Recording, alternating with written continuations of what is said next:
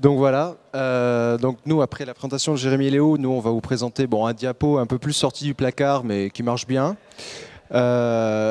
sur notre Erasmus à Athènes. Donc déjà Athènes, c'est une ville d'Europe du Sud qu'on n'a pas forcément l'habitude de voir dans nos pays en Occident, et c'est une ville qui est très dense et entre des montagnes et entre la mer. Et c'est la première impression qu'on a, et c'est surtout une ville avec plein de collines. Et quand on arrive à Athènes, on a tendance à vouloir monter sur les collines, et en fait, on se rend compte de l'étendue de la ville et toute sa densité, quoi, tout ce qu'elle a à offrir. En fait, il suffit de monter sur une des plusieurs collines qu'il y a dans Athènes pour pouvoir voir sur 360 degrés toute la ville, et c'est vraiment hyper impressionnant quand tu arrives et tu connais pas. Et en fait, une des premières choses que tu peux faire, c'est regarder la ville de hauteur. Voilà, il y a 4-5 collines, et la première chose qu'on fait, c'est monter en hauteur et se rendre compte à quel point c'est une ville qui est étendue, une ville qui s'est, au cours du XXe siècle, engloutie dans le mouvement moderne. Et voilà, on va vous parler de la vie un petit peu plus tard. Et voilà, c'est surtout Athènes, c'est surtout pourquoi elle est connue, c'est son passé, mais c'est surtout, cette photo, je pense, la montre bien, c'est cette résurgence en fait de l'Antiquité qui se mêle en fait tout le temps avec le moderne et l'urbanisme sauvage qui s'est passé au cours du XXe siècle. Ce qui nous rappelle un petit peu que voilà, il s'est passé quelque chose avant Athènes, et qu'avant c'était un petit village avec des petites ruines. Et voilà, et c'est des choses qui nous frappent et qu'on croise tous les jours. Et il y a toujours un peu ce côté un petit peu, schizophrène d'Athènes entre le passé des vieilles pierres et le moderne du béton en fait, et de la densité de la vie, le dynamisme de la ville, quoi. Faut vous dire que en fait, il y a vraiment beaucoup de choses que vous pouvez voir, notamment dans le patrimoine culturel, l'architecture en ruine, etc. Et vous pouvez tout ça, quand vous êtes étudiant, vous pouvez tout ça voir gratuitement. On ne vous montre pas l'Acropole parce que tout le monde la connaît, mais par exemple, quelqu'un qui n'est pas étudiant va payer 20 € pour la voir, alors que nous, dans notre statut, en fait, on peut profiter de même de tous les musées et de tous les sites archéologiques gratuitement. Et ça, c'est vraiment un avantage super cool que vous aurez plus dans quelques années, quoi, sans vouloir déprimer. Ouais, mais c'est vrai qu'Athènes, c'est un peu la ville des amoureux des vieilles pierres, quoi. C'est vrai que si vous aimez voir des vieilles colonnes, vous pouvez aller les voir gratuitement, alors que si vous n'êtes pas étudiant, vous payez une blinde, quoi. L'entrée de l'Acropole, il me semble que c'est 20-30 €. Oui, c'est ce que tu as dit. Enfin, c'est beaucoup trop cher, quoi. Et donc, du coup, comme je disais, Athènes, c'est une ville du sud de l'Europe où il fait très chaud l'été, mais heureusement, il fait chaud et sec. Contrairement à Bangkok, où il fait, à ce qu'on m'a dit, il fait très chaud et humide. Ici, il fait très chaud et sec, ce qui fait que c'est un peu plus supportable. Mais donc, du coup, ça en fait conditionne la vie là-bas. Ce qui fait que les gens sont toujours en train de se protéger du soleil. Enfin, je veux dire, à Athènes, c'est un petit peu aberrant, un touriste qui se met au milieu du soleil comme ça pour prendre le soleil. Pour les Grecs, pour eux, c'est complètement aberrant. Il faut se protéger du soleil. Et ça se voit en fait partout dans la ville. Voilà, cette photo, c'est vraiment 99,9% d'Athènes, c'est-à-dire c'est des pare-soleil. Il faut se protéger du soleil constamment parce que c'est beaucoup trop agressif. L'été et l'hiver, on a un hiver assez doux, assez pluvieux d'ailleurs.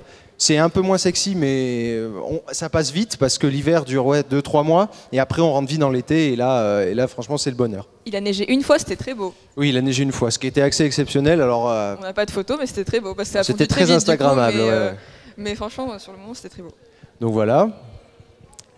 Et Athènes, ça c'est par exemple une photo du Pirée, donc qui est le port d'Athènes. Et pour dire que voilà, Athènes, c'est une ville qui est très dense, mais qui est aussi portée sur la mer depuis toujours en fait. Et aussi pour dire qu'Athènes, c'est une ville où on respire très mal, parce qu'il y a très peu d'espaces verts, ou quand il y en a, ils sont très mal faits. Oui, ça dépend des parcs, mais c'est vrai que... Oui, il y en a 2 ou 3 où ça marche plus ou moins, mais en gros, on a tendance à on suffoque en fait à Athènes en été, ouais. Et on a tendance en fait à partir. On part très vite d'Athènes, et Athènes, certes, c'est une ville qui est très dense. On a l'impression, quand on se met sur les collines, qui est très vaste, mais en fin de compte, on sort assez facilement de la ville parce qu'on est sur une ville qui est à 1 million d'habitants. Ouais. Mais après, voilà. C'est sûr que c'est très différent de Bordeaux. Y a le fait qu'il soit sur des reliefs, en fait, on peut voir des paysages comme ça, alors qu'à Bordeaux, ça n'existe pas. En fait, ici, c'est plat. C'est vraiment, c'était très, moi ça m'a beaucoup marqué. Ouais, c'est assez hétérogène, quoi, parce qu'il y a plusieurs périodes de l'histoire qui se superposent comme ça. Et bon, après c'est un charme, mais il faut pas se dire c'est une ville charmante de l'Antiquité avec des ruines partout. C'est une ville qui est au premier abord qui est très brutale, quoi. Ouais, ça réserve beaucoup de surprises. Franchement, toutes les promenades qu'on a fait, à chaque fois on peut trouver des Mais après, ouais. Mais en fait, on commence à l'aimer. Enfin, je veux dire, tout ce béton, en fait, on se l'approprie et à un moment, ça pose plus aucun problème, quoi. Et heureusement qu'il y a la mer, parce que la mer donne un petit peu d'air à la ville et heureusement qu'elle est là. Alors ça, c'est l'université. Alors l'université, elle est dans le centre-ville, donc petit aparté pour ceux qui voudraient aller à Athènes et qui voudraient se loger à Athènes. Logez-vous dans le centre-ville, et notamment le centre-ville, vous avez de la chance parce que le centre-ville, c'est là où il y a tout ce qui est les quartiers immigrés, les quartiers anarchistes, des quartiers qui sont pas chers, parce qu'en fait les riches à Athènes vont à l'extérieur de la ville. Ouais. Et c'est génial parce qu'en fait, chez nous, les centres-villes, c'est pour les personnes qui ont de l'argent, et à Athènes, c'est totalement l'inverse, ce qui fait que c'est très facile de se loger à Athènes pour pas très cher dans le centre-ville, juste à côté de l'université. Et donc voilà, donc l'université est au centre-ville, juste à côté de l'Acropole. À 30 minutes à pied de l'Acropole. Donc, voilà. Vous allez beaucoup marcher à Athènes? Oui, Athènes, il y a un métro, il y a 3 lignes, mais ça se fait beaucoup à pied. Ouais. Alors, bon, ça se fait à pied, c'est pas tout le temps très agréable parce qu'il y a beaucoup de trafic et voilà, le béton, c'est un petit peu fatigant à force, mais franchement, ça se fait à pied beaucoup. Voilà, donc ça c'est la façade principale du bâtiment. Donc on est sur, voilà, en fait c'est les Grecs, ils ont adoré à un moment toutes ces façades néoclassiques et il y en a pas mal dans Athènes. Et en fait l'université d'Athènes, voilà, c'est ça, c'est l'université d'architecture, c'est ça. On arrive devant un immense bâtiment néoclassique comme ça et c'est hyper impressionnant au premier abord. Et il faut savoir aussi que l'université d'architecture d'Athènes, c'est la Bastille pour nous. Enfin, c'est un site qui est hyper important pour les Grecs parce qu'il y a eu dans les années 70 une sorte de mini-révolution, ce qui fait que c'était dans les années 70 c'était la révolution, c'était la dictature militaire. C'était la dictature militaire et en fait il y a des étudiants qui sont venus manifester à l'école d'architecture et se sont fait massacrer tout simplement par le régime des colonels, c'est comme ça que ça s'appelait. Et donc du coup maintenant c'est devenu un lieu d'expression pour les Grecs, ce qui fait que de nos jours il y a plusieurs communautés, notamment des communautés anarchistes, qui sont dans l'école. Et je pense qu'anarchiste, quand on ne connaît pas, ça peut faire un peu peur. Mais en réalité, les étudiants, qui sont d'ailleurs très politisés, les étudiants grecs sont très politisés, mais beaucoup de gauche, beaucoup de communistes, parce qu'ils viennent faire des speeches dans les classes de cours, mais en vrai, ils sont super sympas. Ouais. Et en fait, il y a une sorte de symbiose entre étudiants, anarchistes, communistes et tout ce qui est de politique. Et en fait, il n'y a aucun problème. Ce qui fait que s'il y a un problème dans l'université, ça vient de la police qui essaie de déloger certains anarchistes qui restent là depuis longtemps. Mais nous, on avait des petites appréhensions à propos de ça, et en fait, pas de problème. Aucun problème, ils sont super sympas, ou alors ils sont insignifiants, enfin, ils viennent pas chercher les emmerdes, quoi. Donc voilà, et c'est un lieu d'expression, beaucoup dans le street art, tag, graffiti, feu de camp aussi, ils adorent faire ça dans l'école, enfin, c'est assez charmant, quoi.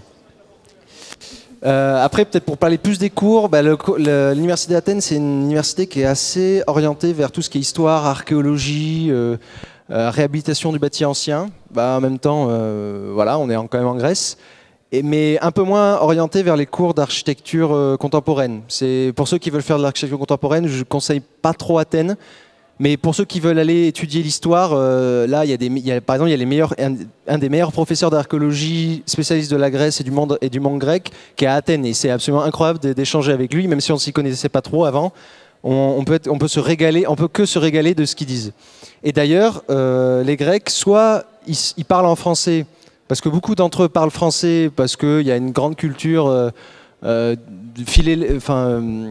francophile en France, il n'y a aucun problème. Mais c'est surtout que du coup, comme la plupart des Grecs ils veulent travailler ailleurs que la Grèce, qu'ils essayent de fuir un peu le pays à cause de la crise économique, en fait, dès le lycée et le collège, ils apprennent une deuxième langue et ils la gèrent quasiment parfaitement, quoi. Du coup, c'est pas étonnant de croiser quelqu'un, un Grec dans la rue, de lui parler français et qu'il te réponde comme si c'était français, quoi. Voilà, donc ça, pour parler en général de la communication, les Grecs sont très ouverts. Les Athéniens, pas tous les Grecs, mais surtout les Athéniens parlent quasiment tous anglais, et avec un anglais international. On peut se comprendre très facilement. Et puis pour continuer sur les langues, les Grecs adorent quand on apprend 2-3 mots et ça les ouvre vraiment, et ça devient des gens hyper sympas, même s'ils sont sympas de base, mais quand vous connaissez 2-3 mots de grec, vous pouvez très vite vous intégrer à des groupes d'amis grecs.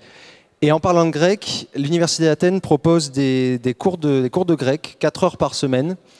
qui sont d'ailleurs qui sont compatibles, je veux dire, avec votre cursus là-bas en ICTS. Enfin, c'est 4 ICTS par semestre, et ça vous permet d'avoir les bases dans le grec. Et ça peut faire peur un peu au début le grec, mais en vrai, on s'y fait parce que vu on baigne dedans tout le temps, on s'en sort un petit peu à la fin, quoi. Voilà, bon, c'est beaucoup de cours d'histoire. Mais après, pour parler des cours, on les choisit un peu comme on veut. Enfin, il y a le cours de projet qu'on prend tous, projet urbanisme, et après les cours, on fait comme on veut. D'ailleurs, le projet, c'est sur 1 an, souvent. Donc, je vous conseille de bien choisir vos partenaires de travail. Voilà. Ouais, il y a des petites histoires comme ça. Mais ouais, vu que c'est sur 1 an, il faut, même si au départ on est plein d'enthousiasme et on se dit, allez, on prend n'importe qui, ouais, bon. Mais après, l'erreur peut-être que beaucoup d'Erasmus ont fait, c'est de se mettre avec des Français. C'est vrai que souvent, surtout à Athènes où les Grecs sont très ouverts, beaucoup d'ailleurs de Grecs vont venir vers vous, vous dire ouais, venez travailler avec nous, ça va être sympa, on aimerait bien savoir d'où vous venez, tout ça. Il ne faut pas hésiter, il faut dire allez, on va travailler ensemble, même si on ne se connaît pas, au pire, voilà, ça fait des échanges et ça fait des souvenirs, quoi. Donc voilà, et alors oui, et surtout la grande spécialité d'Athènes avec l'archéologie, c'est la scénographie. Et ça, Élise l'a fait, et je pense qu'elle peut nous dire 2-3 mots. Non mais oui, enfin, ce qui est intéressant, c'est qu'il y a des cours comme la scénographie que vous ne trouverez pas à Bordeaux. Donc c'était intéressant, on a pu étudier les différents théâtres qu'il y a à Athènes, donc que ce soit les théâtres classiques ou modernes, et on pouvait étudier une pièce de théâtre. Donc là c'était soit Roméo et Juliette, soit Les Trois Sœurs de Tchekhov. Et on pouvait choisir. Ça, c'est une photo de maquette, du coup, une interne maquette. Et en fait, ça change, ça te sort un peu du projet, de l'urba, de tout ce qu'on connaît, et ça nous fait apprendre de nouvelles choses. Et c'était vraiment une bonne expérience parce que, on découvre un peu, d'autres choses qu'on peut aimer à part ce qu'on fait ici à Bordeaux, quoi. Voilà. Ouais. Non, mais c'est vrai que je l'ai pas fait, mais apparemment, c'était super cool. Voilà. Bon, alors ça, on passe, mais c'est le projet. Enfin, je veux dire, on est dans le contexte grec. Alors, les Grecs sont très portés sur la discussion. Ils aiment beaucoup parler, ce qui fait que des fois, on n'arrive pas trop à sortir des trucs. Mais à un moment, il faut se lancer. Et puis, on dit, bon, allez, je donne un truc, et puis on verra ce qui se passe. Mais les Grecs aiment beaucoup parler. Ils sont. N'hésitez pas à donner faire des décisions et les imposer, parce que sinon, ça avance pas trop des fois. Voilà, c'est un peuple de gens qui aiment bien parler en général.